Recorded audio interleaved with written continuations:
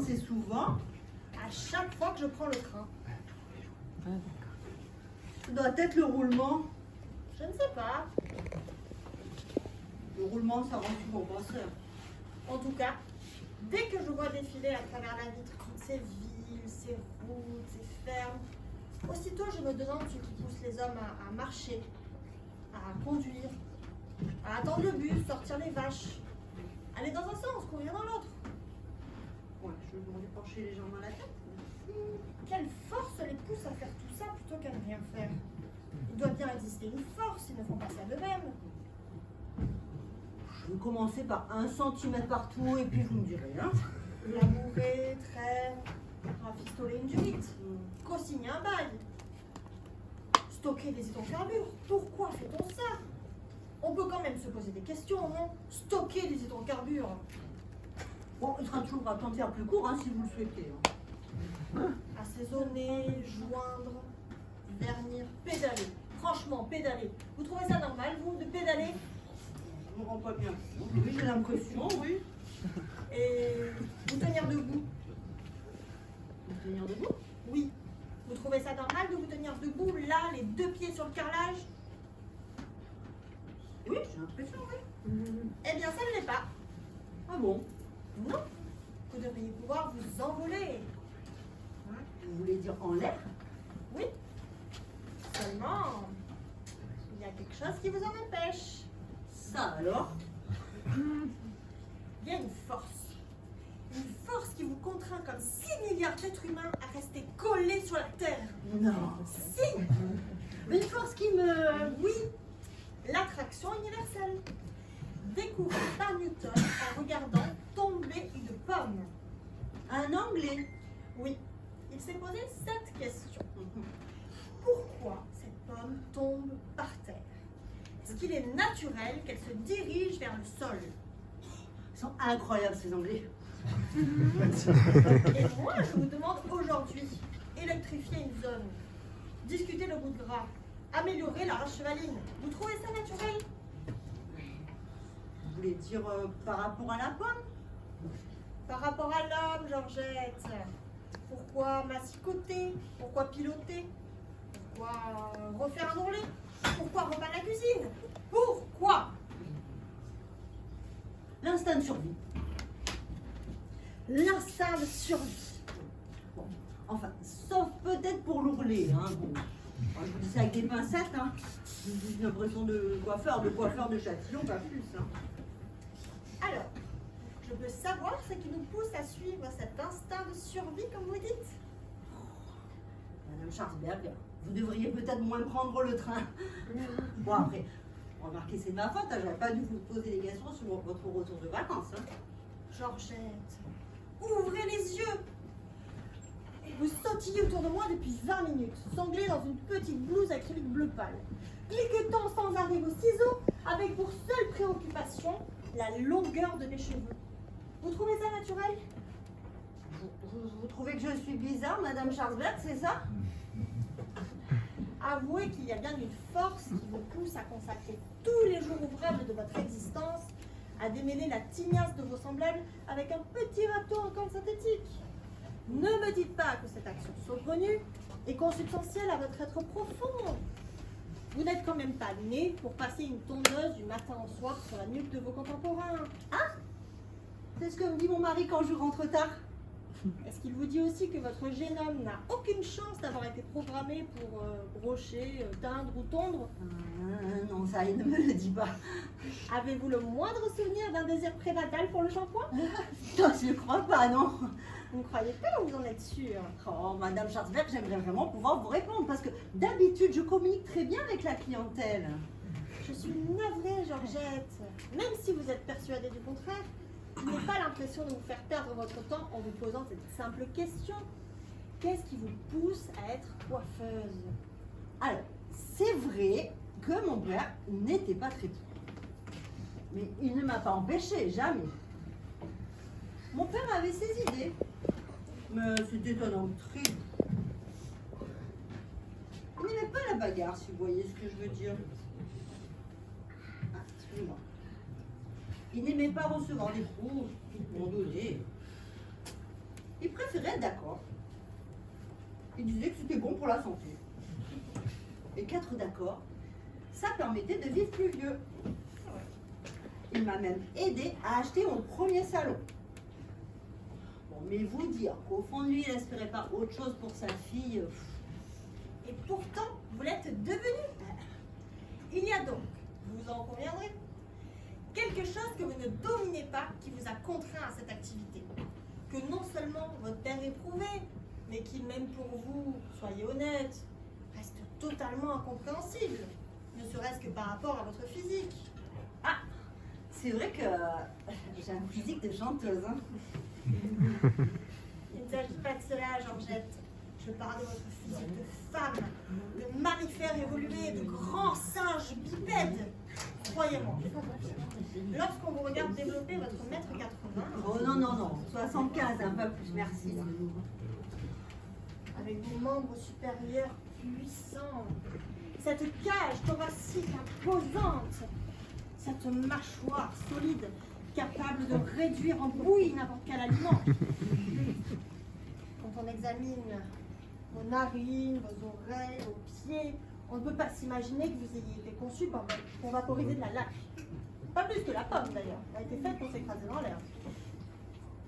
Vous pensez que j'ai fait fausse route, Madame Schwarzberg? Oui, quelque chose vous y a forcé. Comme cette foutue loi de l'attraction universelle qui vous force à rester collé sur le carrelage. Pourtant, quand on regarde vos bras, on voit bien qu'il aurait suffi d'un ou deux battements pour que vous preniez dessus les nuages.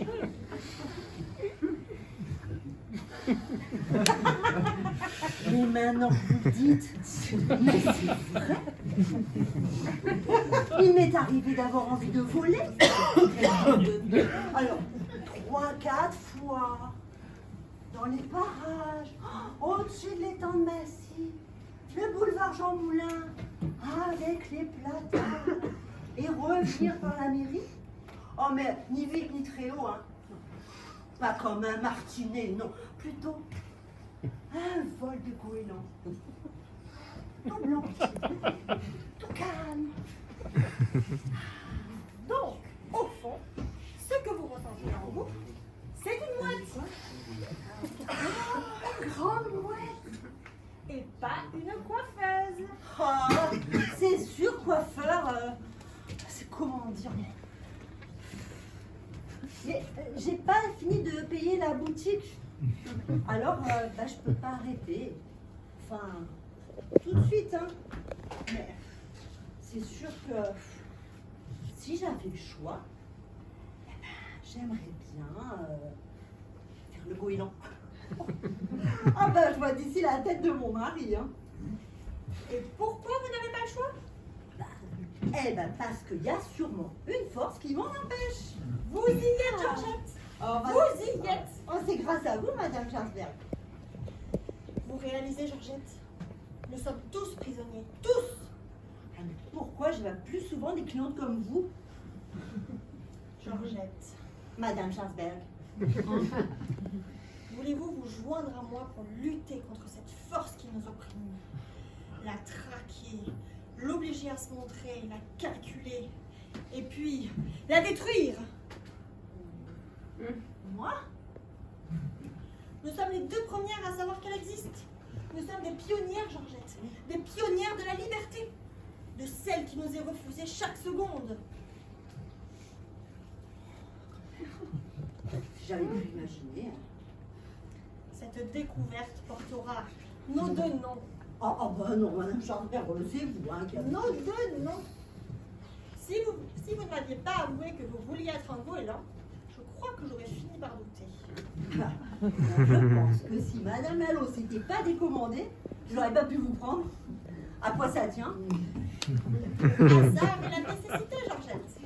C'est ainsi que l'humanité progresse. Nous n'échappons pas à la règle. Ça, à Châtillon, dans mon modeste salon. Le salon de la découverte. Quoi? Alors, Georgette, vous acceptez? Alors, si ça peut aider l'humanité, moi je vais pas refuser. Hein. Merci, Georgette.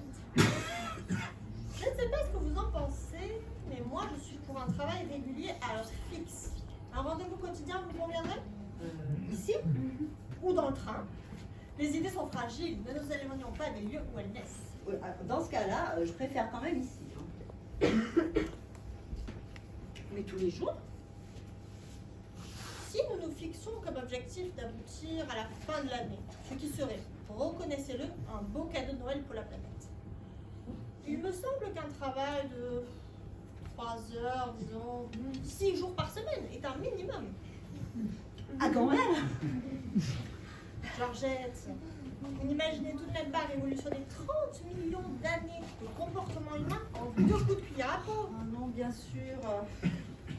Mais vous pensez qu'il serait possible de faire ça à l'heure des repas? Vous voulez dire entre midi et 15 heures? Oui, par exemple. Pourquoi pas? Nous en profiterions pour jeûner, c'est excellent pour la vivacité de l'esprit. Ça me permettrait surtout de ne pas perdre trop de clients. Hein. Georgette, pensez-vous vraiment que lorsque vous allez annoncer à vos clients votre décision de les libérer une bonne fois pour toutes de leur esclavage quotidien, vous allez les perdre? Vous allez les gagner, Georgette! Et quand, dans un jour proche, vous volerez avec eux au-dessus de la ville abandonnée, croyez-moi, ils vous béniront de leur avoir refusé votre peigne et vos ciseaux pendant 3 petites heures par jour. Oh, vous avez raison, Madame Schwarzberg. Vous savez, jamais personne ne m'a ouvert les yeux autant que vous. Parfait, nous commençons demain. D'accord. Bah, je le note, hein. Alors, Qu'est-ce que je dois? Madame Schwarzberg. Ah bah, vous plaisantez, Madame Schwarzberg. Bon, non. Alors, par contre, si vous voulez bien, je vais récupérer ma serviette. Voilà.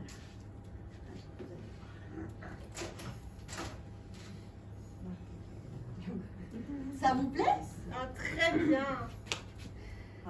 C'est rafraîchi sans être court.